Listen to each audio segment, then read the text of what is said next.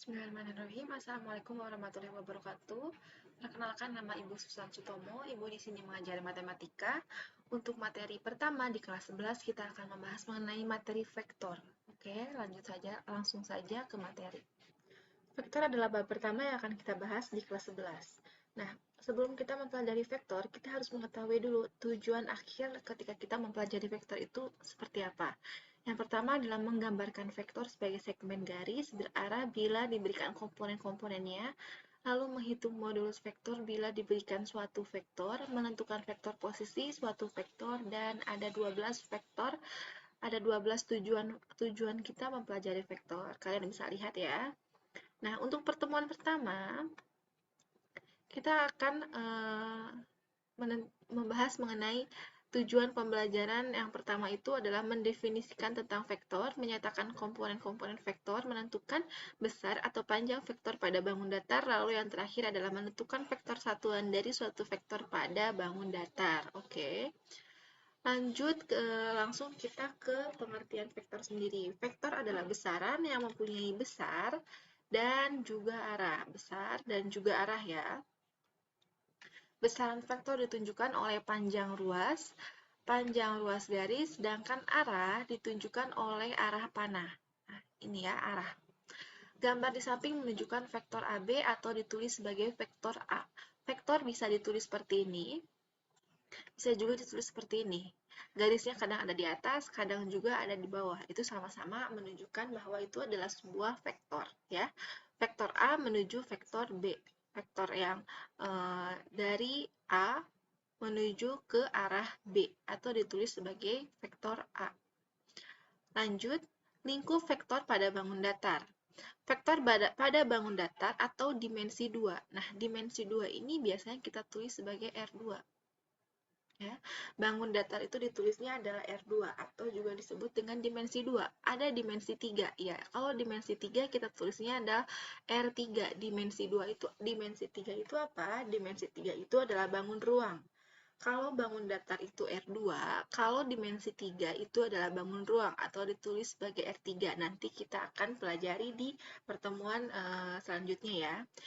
Lanjut ke dimensi 2 ditandai dengan sumbu X dan sumbu Y yang saling berpotongan. Oke, kalau kita mendengar sumbu X dan sumbu Y berarti kita akan mempelajari tidak jauh dan tidak bukan adalah koordinat kartesius. Ini koordinat kartesius ya. Yang titik pangkalnya itu adalah 0,0 atau disebut atau biasanya kita tulis O ya. Lanjut, yang pertama adalah modulus atau besar vektor. Jika titik A, X1, Y1 dan titik B, X2, Y2, maka komponen vektornya itu adalah X2 dikurangi X1, Y2 dikurangi Y1.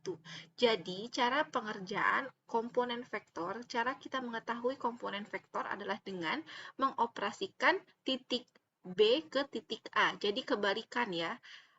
Caranya itu kebalikan dari titik B X2 dikurangi dengan titik A yaitu X1. Lalu Y2 pun seperti itu ya. Jadi cara pengerjaan komponen vektor, cara mendapatkan komponen vektor itu dengan cara pengurangan dari titik B ke titik A. Jadi kebalikan ya. Lalu selanjutnya adapun modulus vektor. Modulus vektor atau juga bisa disebut sebagai besaran atau panjang vektor. Dapat dituliskan dengan rumus. Nah, ini rumusnya. Akar X2 dikurangi X1 dikuadratkan ditambah Y2 dikurangi Y1 dikuadratkan. Ya, sama saja seperti ini, hanya perbedaannya di sini diakarkan dan dikuadratkan.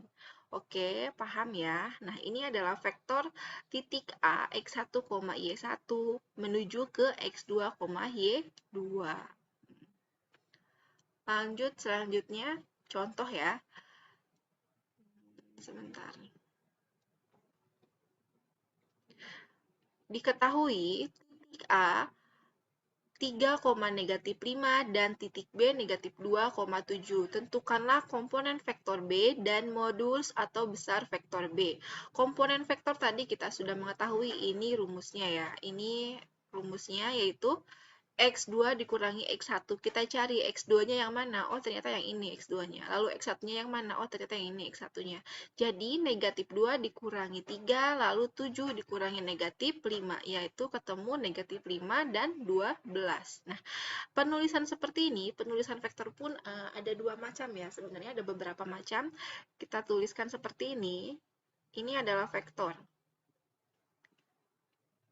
Vektor ya. Tetapi apabila ditanyakan berapakah koordinat komponen vektor AB, itu biasanya ditulis seperti ini. Negatif 5,12. Nah, seperti ini ya. Apabila ditulis vektornya seperti ini, apabila ditanyakannya koordinat, ya maaf ya tulisannya seperti ini, koordinat, maka nulisnya seperti ini ya, mendatar, negatif 5,12. Oke, lanjut, bentuk vektor AB sama dengan besar vektor itu tadi mana rumusnya? Oh, ternyata yang ini. Akar X2 dikurangi X1 kuadrat ditambah dalam kurung Y2 dikurangi Y1 dikuadratkan. Kebetulan X2 dan X1-nya itu kita sudah menemukan, yaitu negatif 5 dan 12. Kita langsung substitusikan saja ke dalam rumusnya.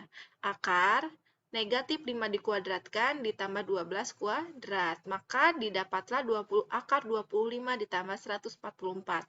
Maka hasilnya adalah akar 169. Akar 169 itu berapa? Yaitu 13. Nah, ini hasilnya. Paham ya? Lalu selanjutnya ada vektor posisi. Vektor yang ditarik dari titik pangkal O ke titik pangkal P disebut vektor posisi titik P dan ditulis OP. Nah, ini ada tanda garisnya di atas ya. Jika koordinat titik P, X, Y, maka vektor posisinya adalah OP sama dengan X, Y. Nah, ini penulisan vektor. Ini penulisan vektor ya. Tadi Ibu kasih tahu, ini penulisan vektor seperti ini apabila koordinat mendatar. Ini vektor posisi dari yang ditarik garisnya dari titik O ke P. Ini P di sini. Kayak gitu ya. Contoh misalkan, misal kita ambil contoh berapakah vektor posisi dari A, di sini Ibu contohin ya, sama dengan dalam kurung 4,7. 4,7. Ini cari vektor posisinya, yaitu 4 itu miliknya X. Kita ambil contoh, Ibu ambil contoh di sini adalah 4. Lalu di sini adalah 7. Lalu kita tinggal tarik garis dari sini. Nah, seperti ini. Lalu kita tarik garis dari O ke sebelah sini. Nah, ini adalah vektor posisi dari A. Paham ya? Lalu selanjutnya ada kesamaan dua vektor. Dua buah vektor dikatakan sama apabila mempunyai besaran dan arah yang sama. Besaran vektor AB dan besaran vektor PQ itu sama. Kenapa? Karena memiliki besaran yang sama, juga arah yang sama. Arahnya itu adalah dari A ke B, lalu vektor yang P itu adalah arahnya dari P ke Q. Selain arahnya yang sama, juga besarannya yang sama. Oke, lanjut ke vektor negatif. Vektor negatif dari AB adalah vektor yang besarannya sama dengan vektor AB, sama tetapi arahnya berlawanan dan ditulis negatif AB. Nah, kita bisa lihat vektor A dan vektor B, lalu vektor P dan vektor Q ini sebenarnya hampir sama. Kalau kita tidak benar-benar menelitinya, ini hampir sama. Tetapi apabila kita teliti lagi, kita lihat lagi, vektor A ke vektor B itu arahnya dari A menuju B. Sedangkan untuk vektor P dan vektor Q, arahnya itu bukan dari P, melainkan dari Q. Dari atas ke bawah, maka ditulis sebagai vektor negatif P, Q.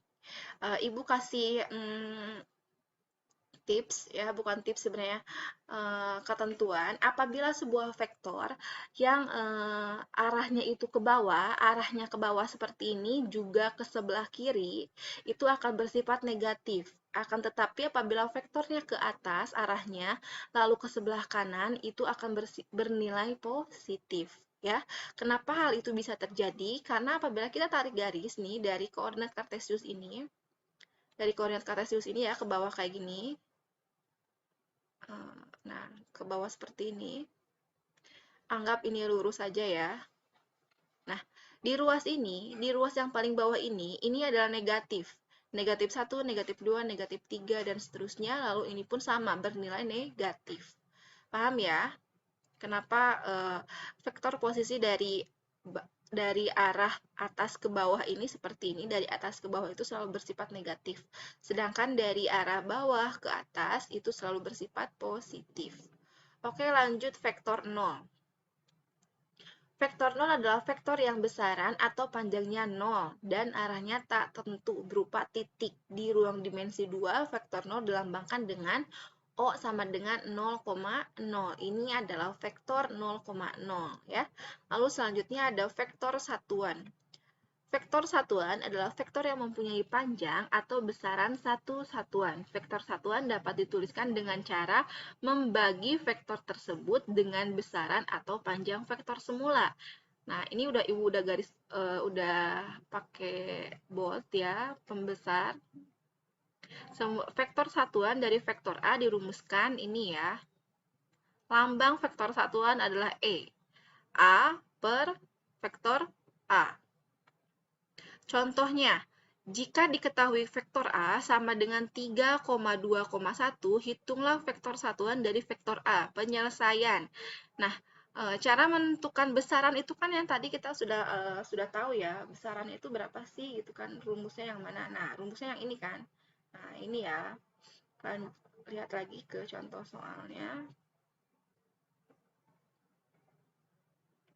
Nah, akar 3 kuadrat ditambah 2 kuadrat ditambah 1 kuadrat sama dengan 3 dikuadratkan 9 ditambah 2 dikuadratkan 4 ditambah 1 dikuadratkan 1. Maka hasilnya adalah akar 14. Maka vektor satuan dari A adalah 3,2,1 per akar 14 ya. Ditentukan dengan cara membagi vektor tersebut dengan besaran atau panjang vektor. Nah, 14 ini adalah besaran vektor ya, atau juga ditulis sebagai 3, akar 14,2 per akar 14, 1 per akar 14, atau dapat ditulis dengan bentuk vektor kolom. Seperti ini bentuknya ya, sama saja mau kalian tulis seperti ini ataupun seperti ini ataupun seperti ini, itu sama saja. Sampai sini paham ya? Nah, lalu selanjutnya ada tugas pertemuan pertama. Ini adalah tugas pertemuan pertama yang dimana kita sudah bahas satu persatu, jadi kalian tinggal mengaplikasikan rumus-rumus atau pembahasan yang pertama yang barusan Ibu sampaikan ke dalam latihan soal ini. Latihan soalnya Ibu kasih seperti ini, kalian bisa download dokumen ini di e-learning-nya ya. Oke, kalau gitu semoga apa yang Ibu jelaskan hari ini bisa bermanfaat dan juga bisa kalian terima dengan baik. Apabila ada yang ditanyakan, kalian bisa langsung WA Japri Ibu kapanpun ya, tapi jangan sampai tengah malam menghubungi Ibu, itu jangan sampai. Latihan soalnya kalian kerjakan. Pertemuan pertama kita akhir sampai di sini. Wabillahi taufiq wal hidayah. Wassalamualaikum warahmatullahi wabarakatuh. Terima kasih.